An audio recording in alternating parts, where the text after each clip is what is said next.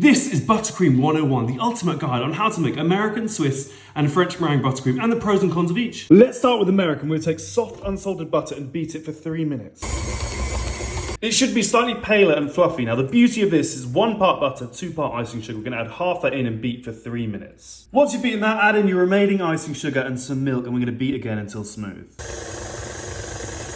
We add vanilla for flavour, and now the controversial bit, a little bit of white vinegar. This is going to pull down the sweetness of the buttercream. We beat it for 5 to 10 minutes until it's nice and smooth. And that is your American buttercream done. Next is Swiss meringue. We go 1 part egg white, 2 part sugar. Get that over a pan of gently simmering water. We're going to whisk constantly until it reaches 65 degrees C. Once at temperature, take it off the heat and whisk it for 7 minutes or until cool to the touch. Once the bowl is cool, it has to be cool to the touch. Add in your soft butter and keep whisking. Then you add in salt and vanilla to taste, and you want to mix with a paddle attachment now on a low speed. This is going to help to knock out the air and make the buttercream very smooth. And you have your silky smooth Swiss meringue buttercream. And now for the French buttercream, we're going to whisk our egg yolks on a medium speed. Then we make our sugar syrup, water and sugar going into a pan. And we cook that to 121 degrees on a thermometer. Once the temperature, slowly pour that syrup over the egg yolks. After about 7 minutes of whisking, the bowl should be cool to the touch. We're going to add in our soft unsalted butter, a piece at a time, whisking constantly.